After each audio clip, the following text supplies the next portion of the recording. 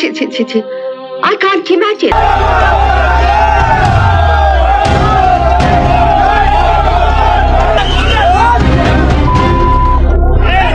লোভে পাপ পাপে মৃত্যু কথাটার এমনি এমনি নয় রে পাগলা। শেষ বয়সে এসে চোরেদের দলে যদি নাম লেখানো হয় তাহলে চোর চোর কিন্তু শুনতে হয়। মেয়ে আর বাপ মিলে সারা জীবন ধরে 100% লাভ কামিয়েছিল। চোরের দলে যোগ দিতে গিয়ে সেই 100% লাভটা 0% লাভ হয়ে দাঁড়িয়েছে। 100% লাভ লাভ লাভ লাভ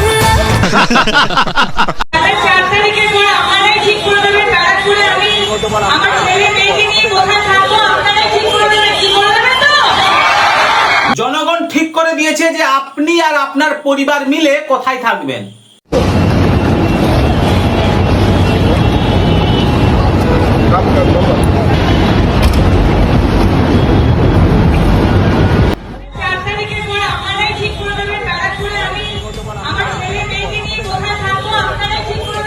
বীরভূমের একটা ছাগল বলেছিল, অতি বড় হেও না ঝড়ে পড়ে যাবে, অতি ছোট হেও না ছাগলে মুড়ে খাবে।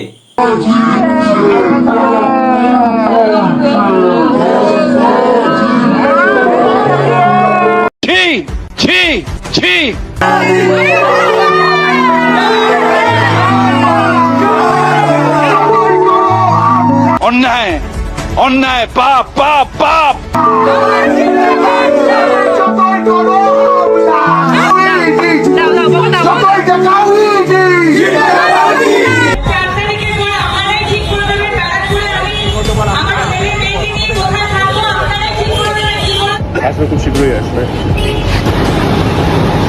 वाह क्या सीन है। सपना की बोलबे सपना अरे ये सपना कौन थी।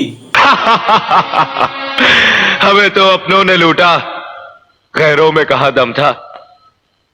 मेरी किश्ती थी डूबी वहां जहां पानी कम था। চাকরি তাহলে স্বপ্না কি বলবে রেজাল্ট নিয়ে কি প্রতিক্রিয়া তোমার, কি মনে করছো স্বপ্না? কেন মুখ ঘুরিয়ে নিচ্ছে কেন দিদি?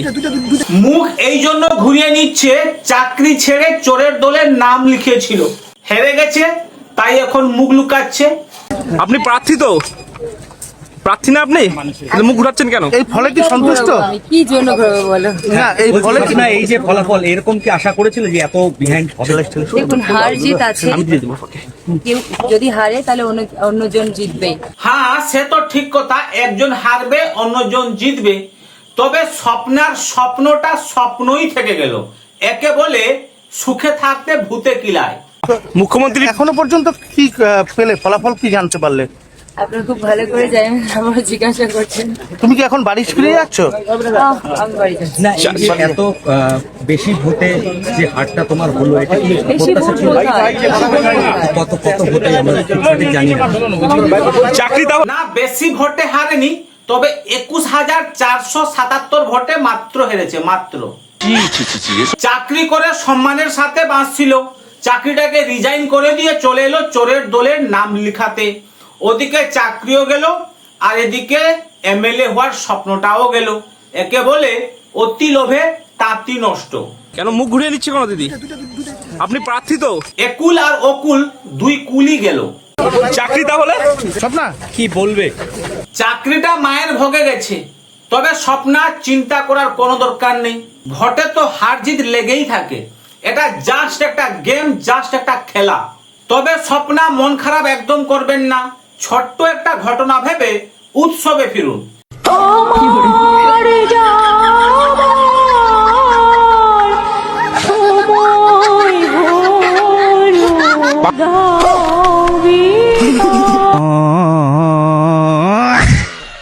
তো পাচ্ছেন আপনারা যে কিভাবে মানুষ সমর্থন করছে এবং স্বতঃস্ফূর্তভাবে মানুষ আমাদের পাশে আছে, সেটা বুঝিয়ে দিচ্ছে। ছোট্ট একটা প্রতিক্রিয়া নেব। এই পরাজয়ের কারণ কি? পরাজয়ের কারণ কি?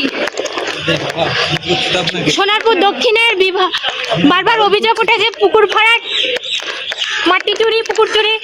এই পরাজয়ের মূল কারণ কি? আসলে তলামূল সোনারপুরে একটু মাটিটা বেশি খেয়ে ফেলেছিল, তাই সোনারপুরের জনগণরা ভোট বাক্সে কিন্তু ধস নামিয়ে দিয়েছে। তাই আমাদের লাভলিদি কিন্তু পরাজয় হয়েছেন। ওরা তো ভালো কাজ করেছে, চোর হোক জাত ভালো।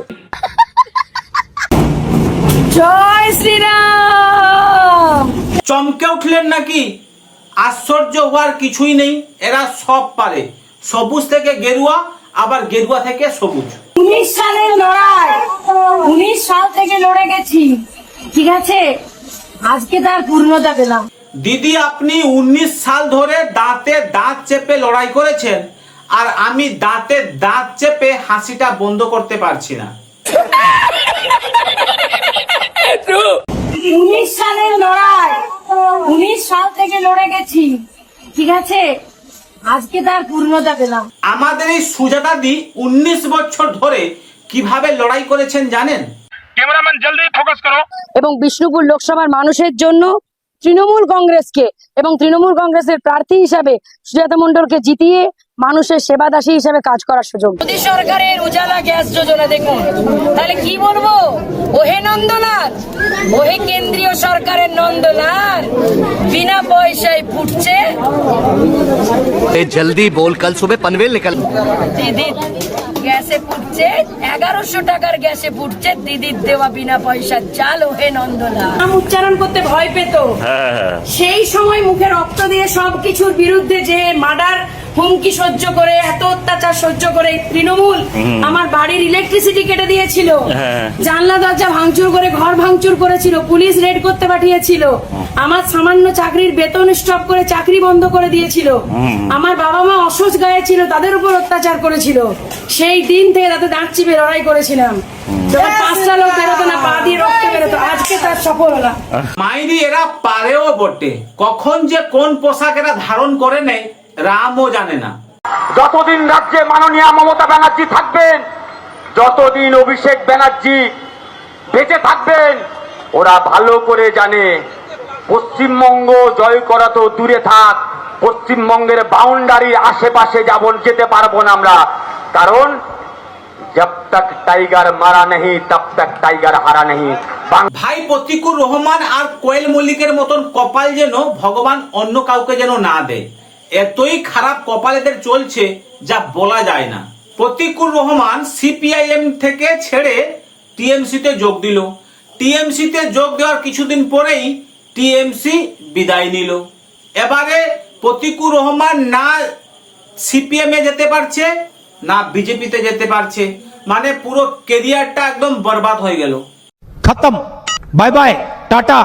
এবারে আমাদের কোয়েল দি, বাংলার অভিনয় জগৎ তো পুরো লাটে উঠে গেছে, তাই কোয়েল দি ভেবেছিল যে বাকি জীবনটা মানুষের সেবা করবে, সেই জন্য চোরের দলে নাম লিখিয়েছিল। আর টিএমসিতে যোগ দেওয়ার কিছুদিন পরেই টিএমসি চলে গেল। এবারে না সিনেমা জগতে ফিরে যেতে পারবেন, না টিএমসিতে থাকতে পারবেন। তাই প্রতিকুর রহমান আর কোয়েল মল্লিকের মতন কপাল যেন ভগবান অন্য কাউকে না দেয়।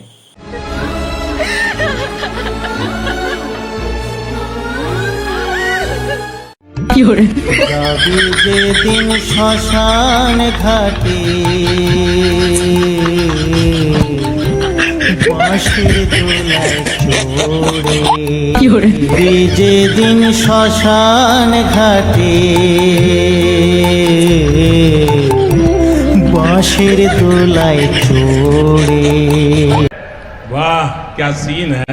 কোয়েল মল্লিক আর প্রতিকুর রহমানের না হয় কপালটা খারাপ ছিল, তবে ভাগ্যবান যদি কেউ থাকে সে হচ্ছেন আমাদের হুমায়ুন কবির। মানে উনি যদি টিএমসিতে থাকতেন তাহলে হেলিকপ্টারে চড়ার সুযোগও পেতেন না, আর দুটো সিটও পেতেন না, মানে টিএমসি যদি দাঁড়াতেন হয়তো উনি হেরেও যেতেন। আর বদলা আজকে নিয়েছি, তার বদলা নিয়েছে মুখ্যমন্ত্রীর এই ক্ষমতার গর্ব, পুলিশ দিয়ে রাজ্য শাসন চালানো, নিজে পুলিশ মন্ত্রী হয়ে অভিষেক বন্দ্যোপাধ্যায়কে একটা এসপি পোস্টিং দিতে গেলে 2 কোটি টাকা দিতে হয়, একটা আইসি পোস্টিং নিতে গেলে 70 লাখ টাকা দিতে হয়, আর তার বোঝা সাধারণ মানুষের উপরে পড়ে। এক গাড়ি বালি নিতে গেলে, এক গাড়ি পাথর কিনতে গেলে যোগ্য জবাব পেয়েছে, মানুষ দিয়েছে।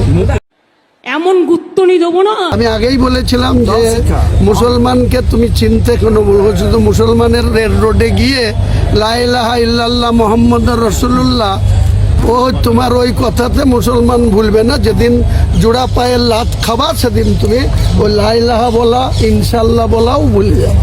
সবই তো বুঝলাম চাচা, তবে মসজিদটা কবে তৈরি হবে? এইবারে হবে নাকি পরের বিধানসভার ইলেকশনের পরে হবে? ভাই, ইলেকশনের রেজাল্ট বেরোনোর আগে আমার ভিডিওতে অনেকে এসে কিন্তু আমাকে খুব গালাগালি করতো আর জয় বাংলা করতে থাকতো, কিন্তু ইলেকশনের রেজাল্ট বেরোনোর পরে আজ পর্যন্ত আমি দেখছি যে কেউ একবার জয় বাংলাও বলছে না আর গালাগালিও করছে না। গর্তে কি লুকিয়ে গেল নাকি জয় বাংলা থেকে জয় শ্রীরামে কনভার্ট হয়ে পড়েছে? জয় বাংলা, জয় মামাটি মানুষ, জয় মমতা ব্যানার্জি। কি সবচেয়ে উপরে আমাদের জননেত্রী মমতা ব্যানার্জি আছে। আমিও হিন্দুত্ব হয়ে বলছি জয় শ্রীরাম, জয় জয় শ্রীরাম। তোর তো গলায় দড়ি দিয়ে মরো। ভাই ওরা জিতে গেছে, লাড্ডু খাচ্ছে, তাড়াতাড়ি আয়। জয় বাংলা। টিএমসি না বিজেপি জিতেছে, বিজেপি। জয় শ্রীরাম কি করে? वाह क्या सीन है। আপনারা অনেকেই কমেন্ট করেন যে এই টি শার্টটা আমি কোথা থেকে কিনেছি বা ওর যদি লিঙ্ক যদি দিতে পারি, তো আমি ডিসক্রিপশনে ওর লিঙ্ক দিয়ে দিয়েছি। আপনারা যদি কিনতে চান তাহলে কিন্তু গিয়ে ভিজিট করতে পারেন। ভারতের পশ্চিমবঙ্গে বিজেপি জয়লাভ করার প্রতিক্রিয়া মুসলমানদের উপর ভাই পুরা তাণ্ডব চলতেছে। তাদের বাড়ি ঘর ভাঙ্গিয়া যা একটা অবস্থা করতেছে যে বলার মতো না। মানে ভাই, ইন্ডিয়াতে মুসলমানদের অবহেলা আরো বাইরে গেছে, পশ্চিমবঙ্গে ভাই মুসলমানরা মানে কি বলবো ভাই, রাস্তায় তাবু গাইনে থাকতেছে। বারে আমার সুধীর ভাই, কোথায় ছিলিস এতদিন ধরে? যখন হিন্দুদের দেবদেবীর মূর্তি যখন ভেঙে দেওয়া হচ্ছিল, যখন হিন্দুদেরকে ঘর থেকে বার করে নিয়ে এসে যখন মারধর করা হচ্ছিল, যখন হিন্দুদেরকে ঘর ছাড়া করতে বাধ্য করা হয়েছিল, তখন কোথায় ছিলিস? মায়ের পেটের ভিতরে, হ্যাঁ?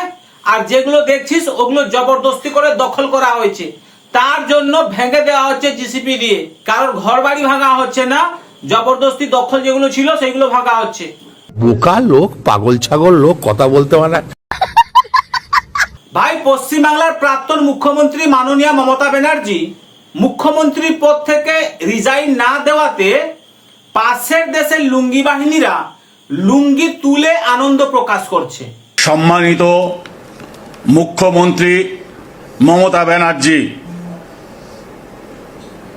মুখ্যমন্ত্রীর পদ থেকে পদত্যাগ না করার এবং ভোট চোর সাম্প্রদায়িক আজ বিজেপির নেতাদের কাছে ক্ষমতা হস্তান্তর না করার সাহসী সিদ্ধান্তকে আমরা অভিনন্দন জানাচ্ছি। আর একটু সাহসী ভূমিকা নিয়ে বিজাতীয় দিল্লির শাসনকে প্রত্যাখ্যান করুন এবং পশ্চিম বাংলাকে স্বাধীন রাষ্ট্র ঘোষণা দিন। আমাদের বাংলাদেশের স্বাধীনতায় যেভাবে আপনারা সহযোগিতা করেছিলেন, সেই সহযোগিতার কথা আমরা ভুলি নাই। আমরা 17 কোটি মানুষ আপনাদের সহযোগিতা দেব, সমর্থন দেব, সার্বিক সহযোগিতা দেব। আপনি সাহস করে স্বাধীনতার ঘোষণা দিন, পশ্চিমবাংলাকে স্বাধীন রাষ্ট্র ঘোষণা দিন। আপনার পাশে বাংলাদেশ আছে এবং থাকবে। আমরা চাই এই বিজেপি শাসন থেকে, এই দিল্লির আধিপত্য থেকে প্রতিটি মানুষ, প্রতিটি রাজ্য মুক্ত হোক এবং নিজের স্বকীয়তা স্বাধীনতা নিয়ে তারা স্বাধীন রাষ্ট্র হিসাবে দুনিয়ার বুকে প্রতিষ্ঠিত হোক। স্বাধীন রাষ্ট্র হিসাবে আপনাদের আমরা স্বীকৃতি দিচ্ছি এবং আপনাদের আবারও পাশে থাকার আশ্বাস দিচ্ছি। আগে এরা বলেছিল 7 দিনে কলকাতা দখল করব, কলকাতা দখল করে নিয়েছে। তারপরে বলেছিল যে দিল্লির লালকেল্লাতে নাকি কালিমা পতাকা উড়াবে, সেটাও করে ফেলেছে। এইবারে পশ্চিমবঙ্গকে আলাদা রাষ্ট্র ঘোষণা করতে হবে, দিলে তারা আসবে সাথ দিতে। বিচিতে ঘুঙুর বেঁধে এমন নাচ নাচাবো আমরা যেন প্রতিবেশী দেশগুলো আওয়াজ শুনে যেন বলে ঘুঙুর নাচ হচ্ছে। যাই হোক, আজকে এখানে শেষ করলাম, আবার দেখা হবে পরের ভিডিওতে। ভালো থাকবেন। জয় হিন্দ, জয় ভারত, জয় শ্রীরাম। জয় শ্রীরাম।